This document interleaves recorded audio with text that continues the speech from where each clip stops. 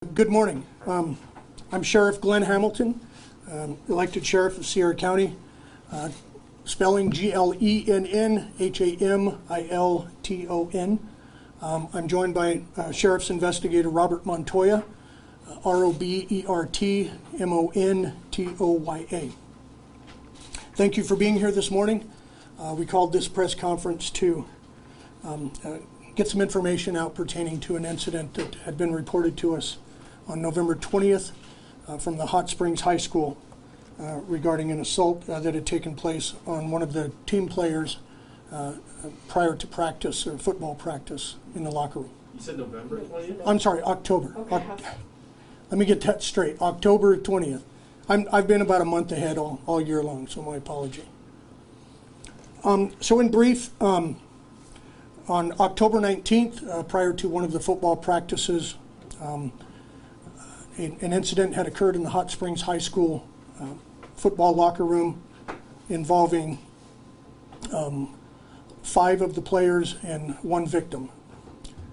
The incident was brought to the attention by a parent. The victim had shared the information with their parent after practice that day. The incident was brought to the attention the next morning to the high school football coach, who immediately and promptly reported it to the high school principal. The Sierra County Sheriff's Office has the SRO program with Truth or Consequences Public Schools, and the incident was then promptly reported to my SRO deputy. He then contacted Investigator Robert Montoya, and he was dispatched to the school to start looking into the incident and beginning the investigation into it. So again, it was pretty early in the investigation that we determined that there were 5 individuals, all of them team members of the football team. This didn't go outside of the football team or carry over into the hallways with other students involved. The hazing incident, and I'm going to get quite graphic, consisted of essentially 4 players holding the victim down.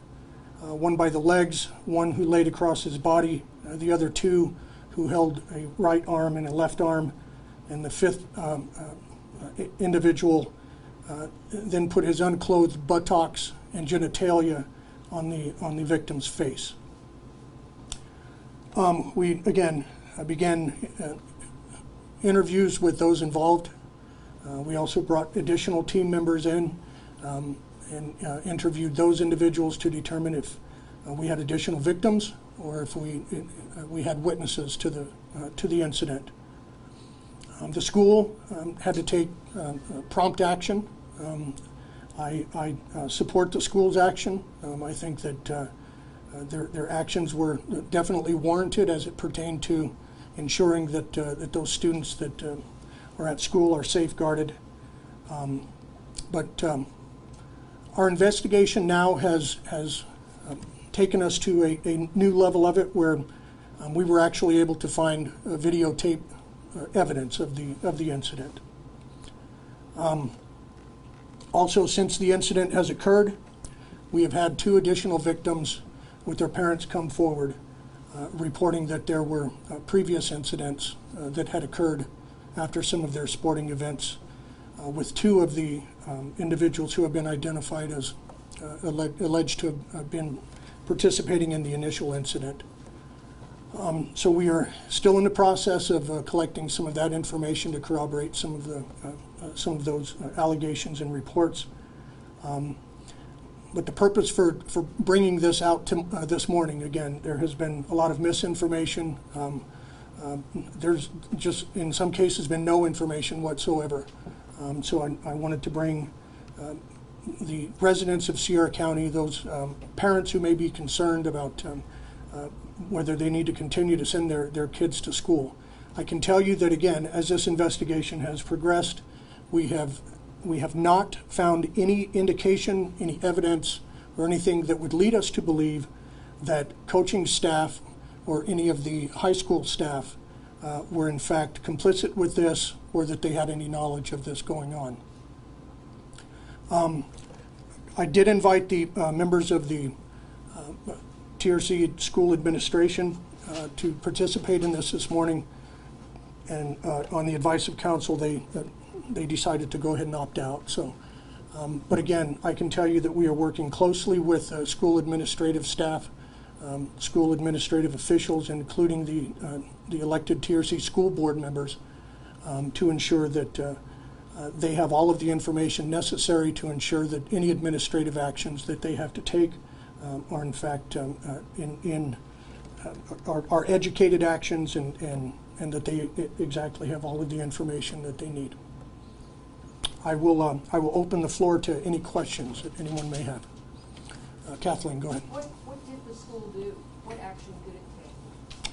So if you haven't been in the loop or watched it there, the school actually canceled the remaining 2 games that were left in the season.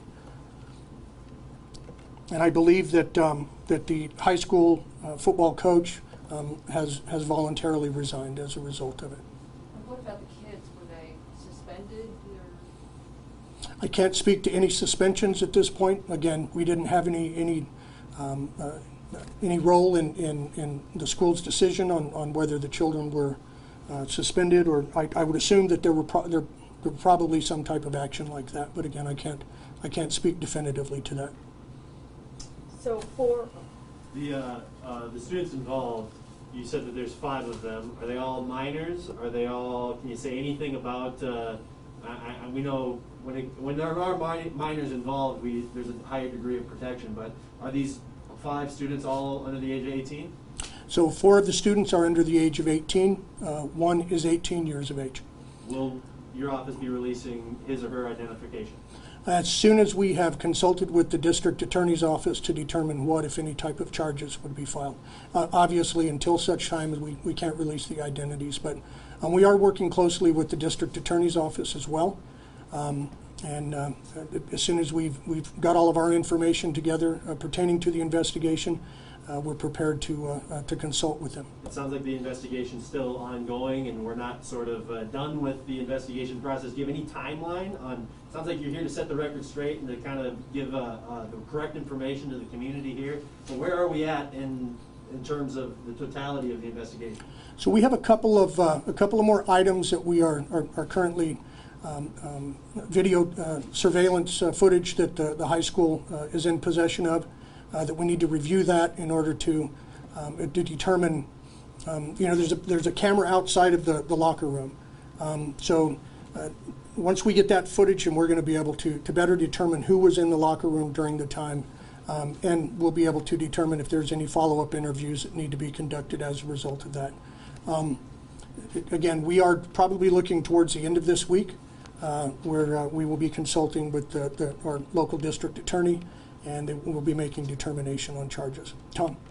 You said video evidence of the incident, Sheriff, was recovered. Do you know if that video was streamed or just recorded? It appears as it was streamed through Snapchat, and again, there were several of the players that were either forwarding the information or sending it off. I've learned a lot about Snapchat here in just the past week.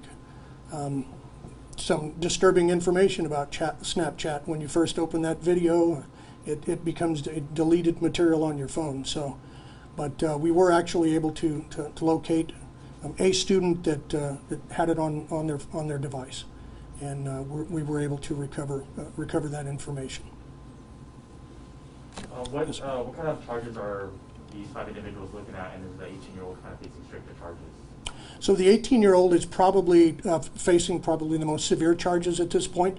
Right off the top, criminal sexual contact with a minor. Anytime that there's any intimate private parts unclothed, which are either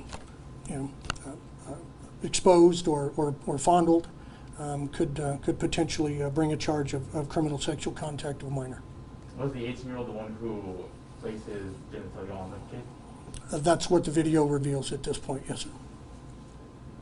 And as far as the minors, what kind of charges are they looking at? So, as you know, with the juvenile, the children's court system and the juvenile system, basically any crime that would be considered a crime if committed by an adult, if committed by a minor, is considered a delinquent offense.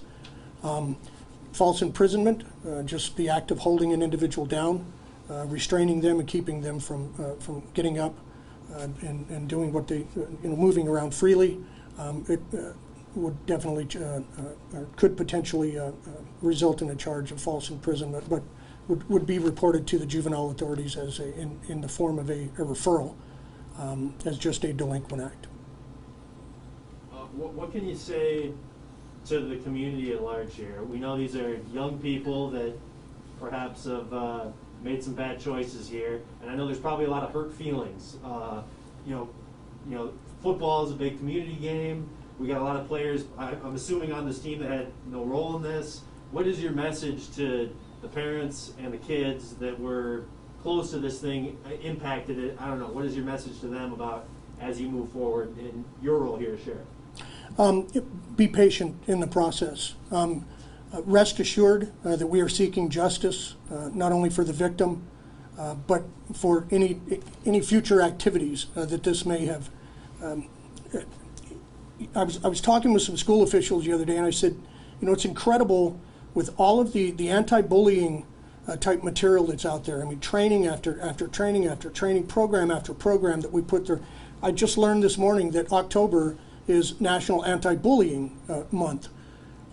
So it's just shocking that stuff like this is still actually happening in our schools. But a clear and concise message has to be sent that, again, we're not going to tolerate this in our schools. This is not a petty incident. This is serious. And I mean, although we have nothing to indicate that this is a culture within our athletic departments, or that this is a culture within our schools, or that even faculty are attempting to breed this type of culture. It's unfortunate, and in many cases, it's an opportunity to use this device right here to get your 15 minutes of fame. This appears to be what this incident was all about. They staged this incident in order for one of the students to capture video and post this out there for people to see, or at least those that are in that circle to see. It's despicable, it's disgusting, and we have to send a message that it's not going to be tolerated. So I'm asking the parents, especially of those affected that were on the football team that missed out on their last two games. I mean, there were school records that were potentially going to be set by the time the season was over this year. You don't get that back. But I don't want you to be angry at these kids. I don't want you to be angry at the victim.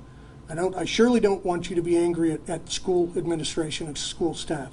They had to do what they had to do to ensure that they're providing a safe environment for our children. But unfortunately, it was necessary actions that had to be taken. And until we are sure that we have taken measures to prevent this from ever happening again, I'm asking the parents to please be understanding and to please be patient in the process. On that note, you said that you're supportive of the school's decision-making up to this point, but also they're notably absent here. Some people, I think, might be critical of the school for not taking a more upfront stance on this. Do you want to say anything in defense of the school district in that regard? And again, I mean, we all live, especially in law enforcement, we live with the liability monkey on our shoulders all the time. I can understand that until such time as all of the information is in, that it may have been perhaps premature for the school to make a comment.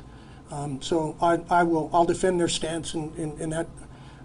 I felt it was an opportunity, even if it was just a brief statement, for the school to let everyone know out there that they are, I mean, first and foremost, making sure that the victims of this incident are in fact taken care of, but also the perpetrators of this incident. I mean, there's again, this is not normal behavior, and I think the school is looking at the whole picture at this point. And until we have all the information in, I can understand why they would be a bit reluctant to make a comment. You said the coach had no knowledge of the incident, but could the coach or the school district take charges as well? Only if we were able to determine that there was some complacency there, or complacency in this. Again, we have nothing to indicate at this point right now that any of the coaching staff or the individuals, adults that were present in the locker room during this time, even had any knowledge that this was happening. And then you said there's also 2 other victims that came forward prior to this event. Is it possible there might be many more victims, and if so, could the charges continue to increase over time? You know, I think that what the original incident did by the victim coming forward, I think that really gave some strength to the other 2 victims and gave them the courage to come forward as well. I'm not going to say 100%, but I can tell you right now, I'm pretty confident that we have identified pretty much in any of the students that have been subjected to this type of behavior, this type of incident. I would encourage, again, any of the students that you know, New Mexico wide, any student of any school district or school system that has been subjected to this type of behavior or similar type behavior, don't be afraid to step forward. We're here to get that help for you. Were they of different ethnicities? Are you considering a hate crime? Was there any indication of No, that? absolutely not. Yeah, at this time, no indications that this had any hate crime or bias that may have been related to it. Ma'am. Those 2 other instances, were they during this school year, or was this a previous school year? During this school year, yes, ma'am. Do you have a reason to believe that those 2 other individuals that came forward were also hazed by the same 5 individuals? We have identified in the previous 2 incidents that 2 of the individuals involved in the locker room incident were the alleged perpetrators in those. Yeah, so aside from the 5 involved, are the victims part of the football team as well, or just regular students? All the victims and alleged perpetrators are all members of the team. Again, it is not expanded or bled out into the actual student body at this point, where it doesn't appear to be a situation where other athletic departments or other entities are suffering from the same type of situation. And then in relation to grade, are they all like sophomores, juniors, seniors, freshmen? I'll defer to Investigator Montoya. The victims are actually underclassmen. The alleged perpetrators are actually upperclassmen as of right now. There's still people coming forward. That's about it. That's what we have right now. Could you maybe speak to what is hazing and why this is classified as a hazing incident? Okay. So I would prefer not to use the term hazing. I would prefer to use the term assault. Again, hazing is, I don't know where the term came from, don't like the term. This was an assault. This is exactly what it was. There aren't hazing laws in New Mexico, are there? I'm not aware of any. Again, it's why I prefer to treat this as an assault. It's the way it went down, and it's the way that we will handle the investigation.